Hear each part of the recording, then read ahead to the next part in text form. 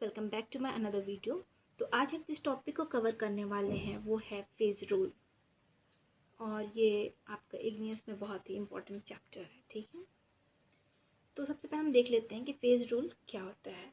Phase rule का एक formula होता है, देखिए P + F = C+2। ये आपका एक फार्मूला है और इसे हम क्या है पढ़ना है फेज रूल में। ठीक है, तो फेज रूल स्टार्ट करने से पहले मैं आपको सिस्टम के बारे में बता देती हूँ कि सिस्टम क्या होता है। तो देख लीजिए कि सिस्टम क्या होता है। Thing which we are experimenting upon, यानी जिस पे हम प्रयोग करते हैं उसे ही हम क्या कहते हैं, सिस्टम कहते हैं। तो ये 3 तरह के सिस्टम होते हैं।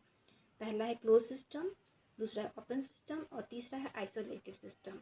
क्लोज सिस्टम मतलब जो इसके अंदर जो भी इंग्रेडिएंट्स होंगे उसमें कोई भी चेंज नहीं होगा, यानी कि उनका जो कंपोजिशन होगा वो फिक्स रहता है, उसे हम क्लोज कहते हैं। ठीक है, और ओपन यानी कि केमिकल कंपोजिशन जो है वो चेंज होता है और साथ ही साथ जो उसकी थर्मल एनर्जी होती है, हीट होती है, वो भी साथ ही साथ चेंज होती है। और आइसोलेटेड के अंदर हीट एनर्जी भी चेंज नहीं होती है और उनका केमिकल कंपोजिशन भी चेंज नहीं होता है। तो ये अभी मैं आपको ब्रीफ में बता रही हूँ कि सिस्टम क्या है। जब मैं फेज डायग्राम आपको कवर कराऊंगी उस समय आपको इसके बारे में डिटेल में बताऊंगी कि सिस्टम क्या क्या होता है। ठीक है, अब है हमारा state of a system. It is a complete description of the macroscopic properties of that system. ठीक है, ये सिस्टम के मैक्रोस्कोपिक प्रॉपर्टीज होते हैं। तो macroscopic properties means temperature, pressure, volume, mass, density, composition or any of a number of other possible parameters of a system। तो macroscopic properties का मतलब होता है टेम्परेचर, प्रेशर, वॉल्यूम, मास, डेंसिटी, कंपोजिशन या कोई भी जो अदर पॉसिबल पैरामीटर होता है सिस्टम का, उसे ही हम क्या कहते हैं, स्टेट ऑफ अ सिस्टम। तो एग्जांपल के लिए देख लीजिए, मान लीजिए कि आपका एक बीकर है। ठीक है, पानी का एक बीकर है और इसके अंदर पानी भरा हुआ है। तो यहाँ पे आप बीकर को सिस्टम नहीं बोल सकते हैं। ये जो अंदर में पानी है, वाटर है, इसे ही आपको सिस्टम कहना है। मतलब अंदर का पानी आपका सिस्टम कहलाएगा, ना कि आपका बीकर। ठीक है, अब हम आ जाते हैं फेज रूल पे। Phase rule, this rule was given by Willard Gibbs in 1874। यानी कि जो फेज रूल है वो 1874 में विलार्ड गिब्स के द्वारा ये फेज रूल दिया गया था। ठीक है, तो फेज रूल में जैसे कि हमने फॉर्मूला देखे कि P + F = C+2। तो यहाँ पे P का मतलब है फेज। ठीक है, तो अब हम पहले फेज के बारे में देख लेते हैं कि फेज क्या होता है।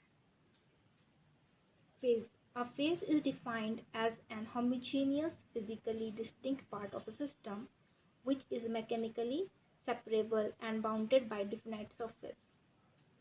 तो फेज जो है वो एक होमोजीनियस फिजिकली डिस्टिंक्ट पार्ट होता है किसी सिस्टम का, जो कि मैकेनिकली सेपरेबल होता है।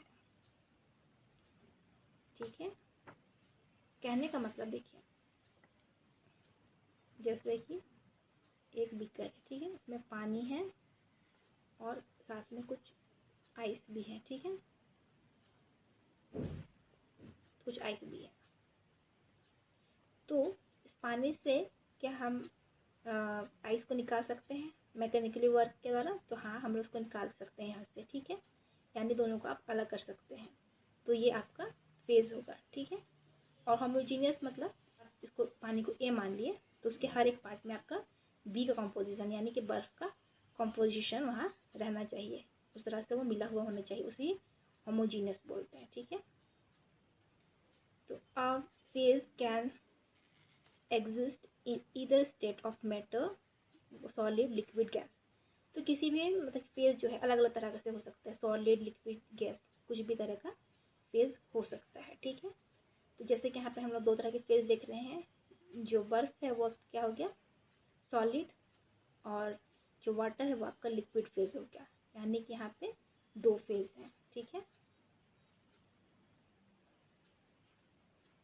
अ सिस्टम में कंसिस्ट ऑफ 1 फेज और मोर देन 1 फेज, जो मैंने अभी आपको बताया। ठीक है, mathematically the rule is written as F = C - P + 2 और P plus F is equal to C plus 2। दोनों तरीके से लिख सकते हैं, जनरली इस तरह से लिखा जाता है क्योंकि ये याद करने में भी बहुत इजी होता है। ठीक है,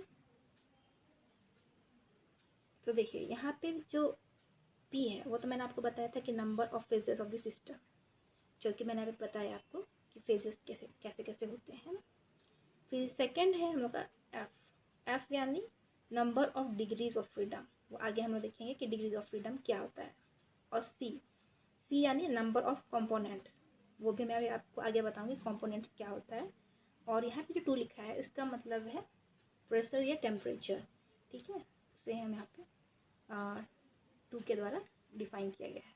ठीक, इसका एग्जांपल देख लेते हैं कि फेज़ के कुछ कुछ एग्जांपल। देखिए पहला है कि मिक्सचर ऑफ गैसेस, यानी मिक्सचर ऑफ गैसेस का फेज़ हो सकता है H2N2, ये दोनों मिक्सचर है ना, और दोनों होमोजीनियस हैं और आप दोनों को सेपरेट भी कर सकते हैं। उसके बाद है मिसिबल लिक्विड्स। मिसिबल लिक्विड्स मतलब जो एक दूसरे में घुले हुए रहते हैं, से वाटर प्लस अल्कोहल, ये होगा। उसके बाद नॉन मिसिबल लिक्विड्स जो एक दूसरे में नहीं मिलते हैं, यानी वाटर प्लस ऑयल, इसका मिक्सचर। या फिर इमिसिबल, नॉन मिसिबल को आप इमिसिबल भी बोल सकते हैं, यानी वाटर प्लस बेंजीन। ये हो आपके फेज के एग्जाम्पल। और at freezing point water consist of 3 phases. ठीक है ना, फ्रीजिंग पॉइंट पे 3 तरह के होते हैं, ice, water and water vapour. Ice आपका सॉलिड हो गया, वाटर पर लिक्विड एंड वाटर वेपर आपका गैस हो गया। तो ये 3 तरह के फेज हो गए। ठीक है, अभी रूल में हम सेकंड पढ़ना था सी यानी कंपोनेंट्स।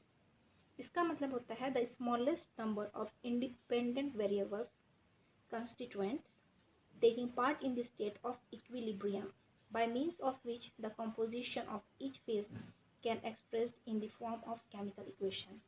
कहने का मतलब है कि किसी फेज का ये क्या होता है, केमिकल कॉन्स्टिट्यूएंट है, कंपोनेंट। ठीक है, केमिकल कॉन्स्टिट्यूएंट मतलब कोई एलिमेंट है या कंपाउंड या गैस का मॉलिक्यूल्स या फिर किसी मिनरल का फॉर्मूला।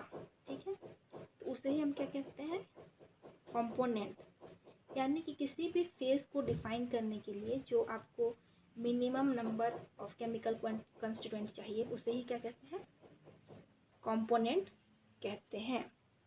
यानी कि जो भी हम लोग इसका फॉर्मूला जो होता है उसे ही हम क्या कहते हैं, कंपोनेंट। ठीक है, इसे हम लोग एक फॉर्मूला से हम लोग मतलब कि एग्जांपल से देख लेते हैं, क्योंकि ऐसे में शायद आपको कंपोनेंट समझ में नहीं आ रहा होगा, लेकिन जब आप एग्जांपल से पढ़िएगा तो आपको बहुत ही क्लियर हो जाएगा कि कंपोनेंट्स क्या होता है।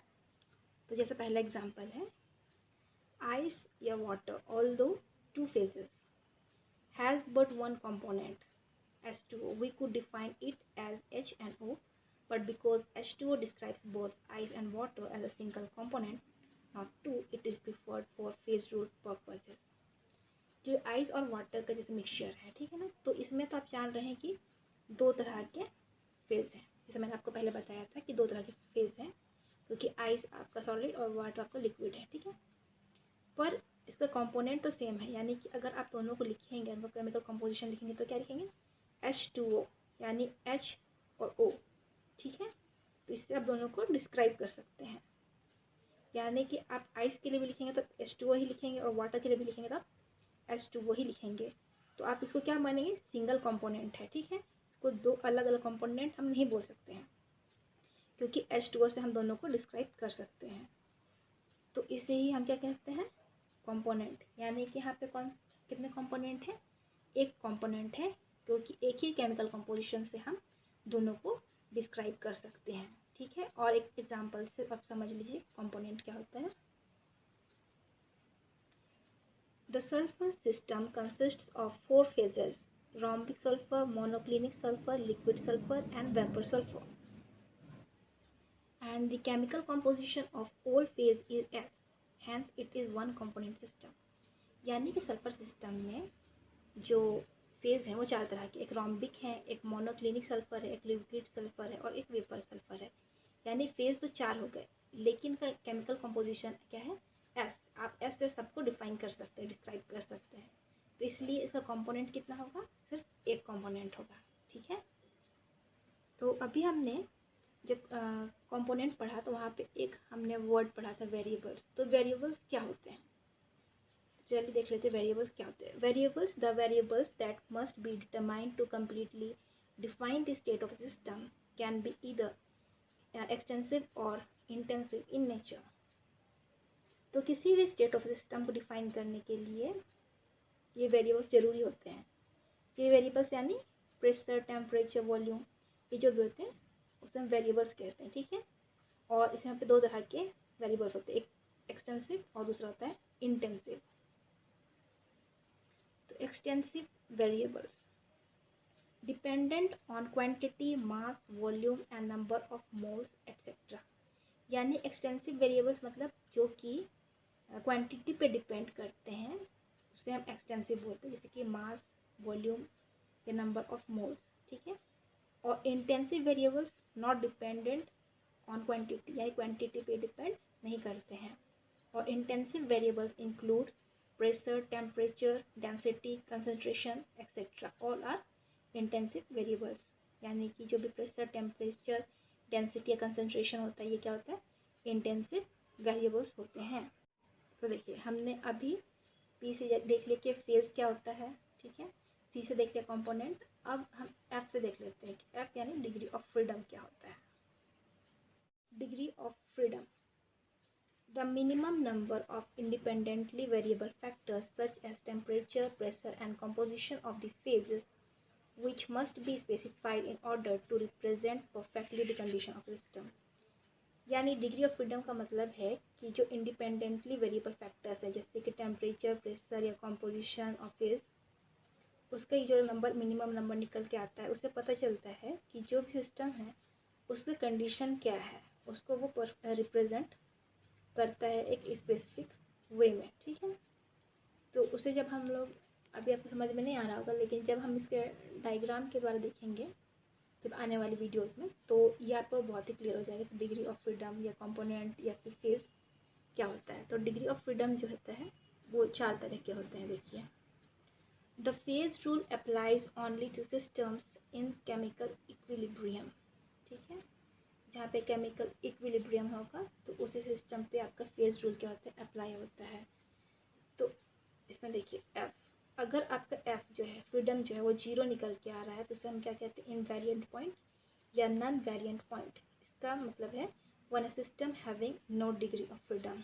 0 यानी कि आप ना तो आप प्रेशर को वेरी कर सकते हैं अपने हिसाब से, ना टेम्परेचर को और ना ही उसके कंसंट्रेशंस को, ठीक है। मतलब आप अपने हिसाब से बढ़ा घटा नहीं सकते हैं।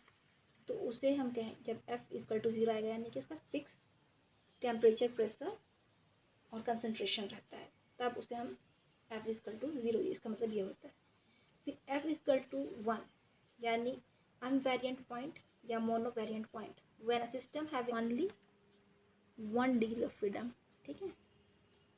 यानी कि आप प्रेशर में या फिर टेम्परेचर या कंसंट्रेशन तीनों में से अगर आप एक को आप वेरी कर सकते हैं यानी कि एक को आप चेंज कर सकते हैं तो उसका मतलब होता है F इक्वल टू 1 का मतलब ये होता है। उसके बाद है F इक्वल टू 2 यानी divariant point when a system having 2 degrees of freedom. यानी कि किसी भी आप 2 डिग्री में फ्रीडम कर सकते हैं, यानी कि या तो आप प्रेशर और टेम्परेचर पे फ्रीडम कर सकते हो या फिर टेम्परेचर और कंसंट्रेशन पे या फिर कंसंट्रेशन और प्रेशर पे। तो किसी भी आप 2 चीज़ों में आप उसको वेरी कर सकते हैं, आप इसको बढ़ा घटा सकते हैं, उसको चेंज कर सकते हैं, तो उसे हम कहेंगे डाइवेरिएंट पॉइंट। और अगर आपका F यानी फ्रीडम जो है वो 3 निकल के आता है यानी 3 वेरिएंट पॉइंट, मतलब when a system having 3 degrees of freedom, यानी कि आप उसका प्रेशर भी आप वेरी कर सकते हो, प्रेशर भी आप चेंज कर सकते हो या फिर उसका टेम्परेचर भी चेंज कर सकते हो या उसका कंसंट्रेशन भी चेंज कर सकते हो, तीनों को चेंज कर सकते हैं, तब उसे हम क्या कहेंगे, ट्राइवेरिएंट पॉइंट। तो ये अभी आपको उतना क्लियर नहीं हुआ होगा कि क्या होता है, लेकिन जब मैं इसका आगे जब आपको डायग्राम के द्वारा से बताऊंगी कि फेज रूल के डायग्राम के द्वारा, तो ये आपको समझ में आ जाएगा, ठीक है।